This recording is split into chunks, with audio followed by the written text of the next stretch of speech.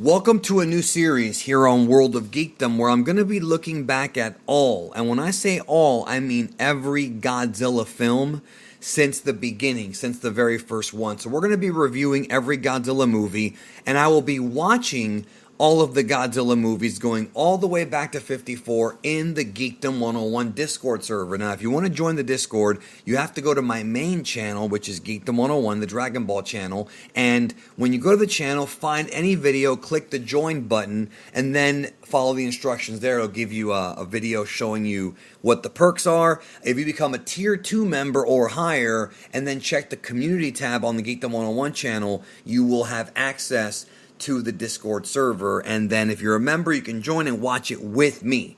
We're going to be watching it together and then discussing it, and so on and so forth. It's going to be a project that will take a few months because I'm watching all the movies and there's no set time. It could be a week or a couple weeks in between them, but we're going to start right here with the movie that started it all. One of the most influential films in Japanese history, or dare I say cinema history, because the film is a legitimate, like, everything that we see, from Sentai Power Rangers to anime to Ultraman to anything involving a superhero in Japan or a giant monster, it all traces back to 1954's original Gojira, directed by Ishiro Honda, and special effects by Eiji Tsuburaya, who is legitimately something like beyond a legend. Like Eiji Tsuburaya and what he did for Toho films and what he did for the genre as a whole, he's pretty much the father of tokusatsu,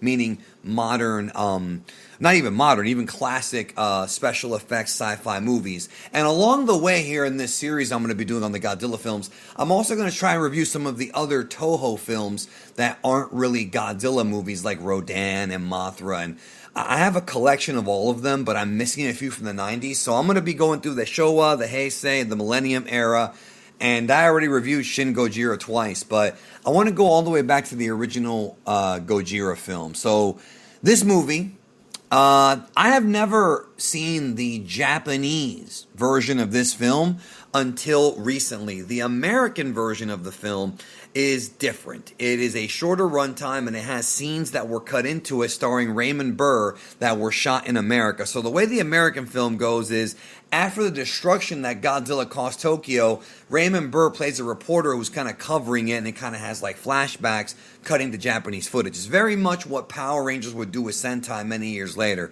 Same idea, you're Americanizing a Japanese film, and that movie came out in 56, and it was called Godzilla King of the Monsters. This original movie is very, very different. Very different. So we have a trinity of I would say legends when it comes to Japanese live-action films. Not only do we have Eiji Tsuburaya, doing the special effects, the founder of Ultraman, the creator of Ultra 7, a legit legend. We've also got Ishiro Honda directing it, and music by Akira Ifukube. And right from the beginning of this movie, man, the first frame where it just says Godzilla, Gojira, then it goes into Ifukube's soundtrack for this movie is absolutely phenomenal, legendary. I mean, there's been so much that has been inspired by this movie. You can literally trace it back, and I feel like if you're a fan of Godzilla, you owe it to yourself to watch this movie in its original Japanese with subtitles. It is a black and white film, and I'm one of those people who, I can watch a black and white film, but I do prefer color, even though I don't mind black and white. And color movies were coming out in the 50s, and I think, and I could be wrong, but I think Ishiro Honda did this purposely to illustrate the story to illustrate sort of the lore, the folklore of what this creature actually was. And obviously, if you know anything about Godzilla, you know that Godzilla is, not only is this movie the founder of suitmation, aka a guy in a suit, destroying miniatures, which became the method they would use for decades afterward, but this film is an allegory. It is a metaphor of Japan's post-war philosophy or mentality and their thoughts on nuclear power and the dangers of having nuclear capabilities in the hands of humans. In World War II, the United States dropped the atomic bomb on Hiroshima and Nagasaki, and many, many, many people died. And as of, the creation of this video, and hopefully forevermore, even though it's not a good thing, it's definitely a tragedy.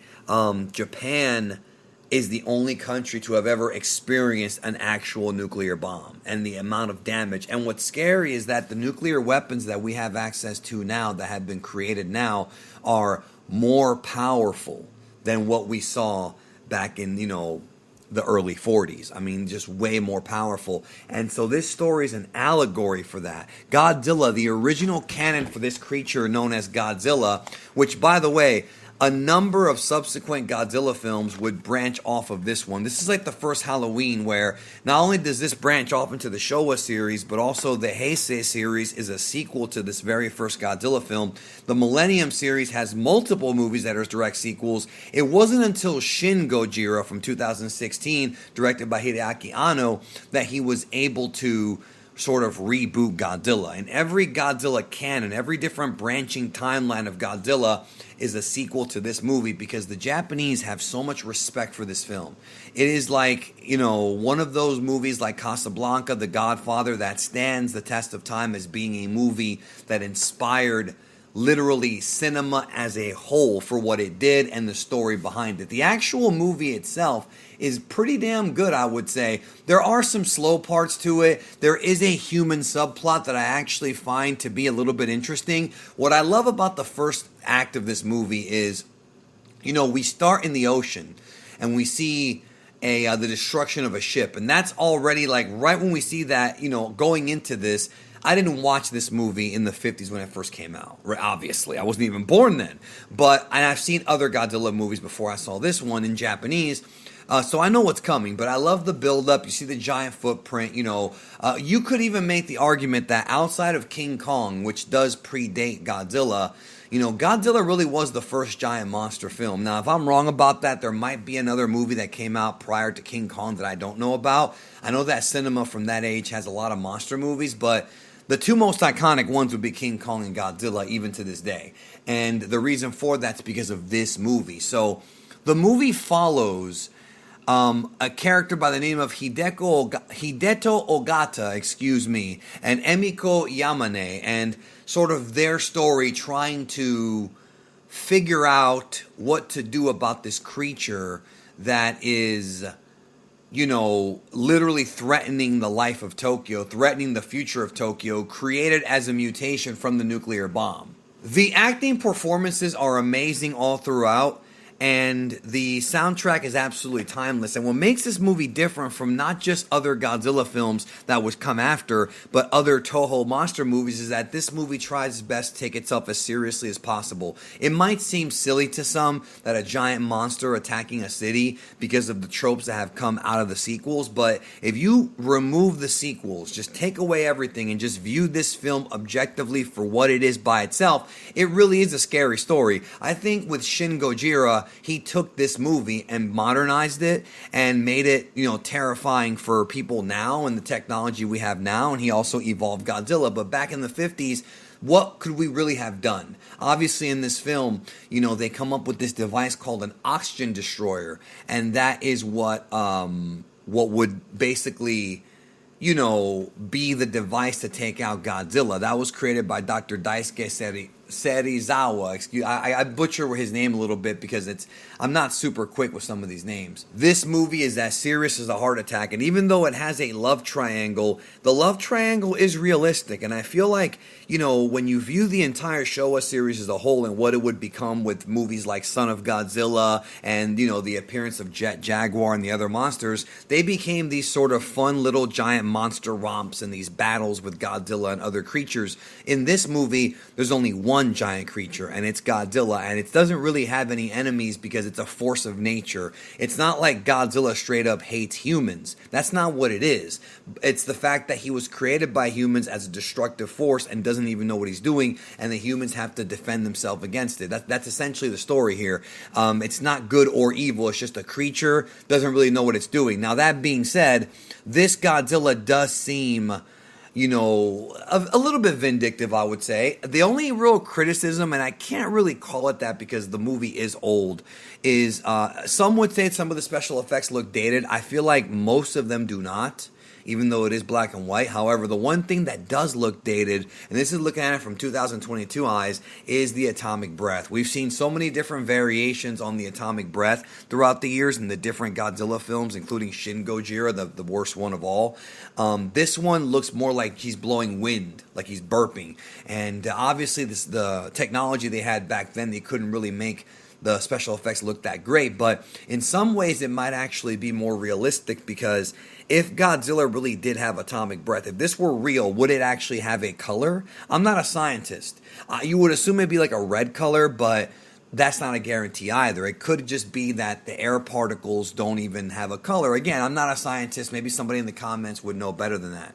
But the way they have to sort of come together and,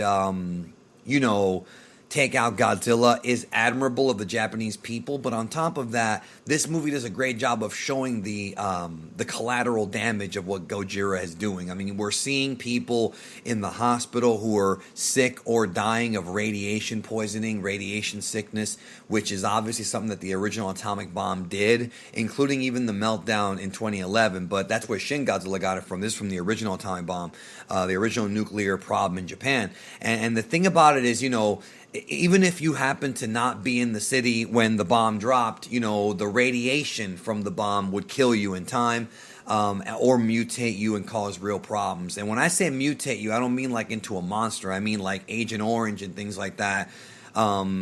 They can do severe damage to you. It's not just about getting stepped on here. Godzilla is a monster made up of radiation, nuclear radiation, and even getting near it would spell doom for you. It's definitely something to think about. It's a thought-provoking film, really one that hasn't really... None of the other Godzilla movies, with the exception of maybe Shin and maybe Godzilla 84, The Return of Gojira, and that one is even less so than this one, but, it's still the same sort of tempo, the same tone, which is this tone of dread and very apocalyptic, like the world's coming to an end. And the movie definitely feels like that. But it is a film in black and white, and I know some people are going to have problems watching it. I'm not going to turn into a film snob and say, well, you just don't love movies, because I do understand that, we've been so acclimated to color movies that going back to black and white can be a bit jarring, but I actually feel like the black and white not only masks some of the imperfections in the special effects, but also gives this movie a look of it being even older than it actually is. It looks like a movie that was made before 1954. And I'll be honest, even the 56 version, the American version, it's really not bad. Like Raymond Burr, it's not a bad movie. It really isn't. It's just that the original Japanese one tells more of the story, the actual story, the original vision. But even that, is not...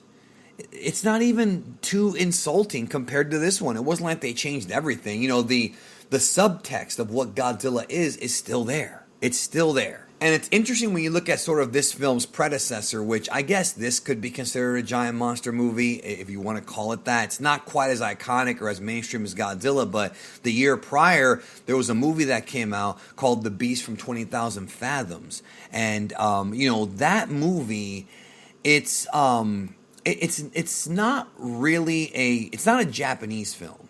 It's an American film. But it really is a film that in many ways featuring, the dinosaurs and everything, it is a predecessor to Godzilla. It really is. You could actually watch that film, and if you were to edit it and dub it incorrectly, you could make it into a Godzilla prequel because of how many similarities are there. It's just that it happens to be different.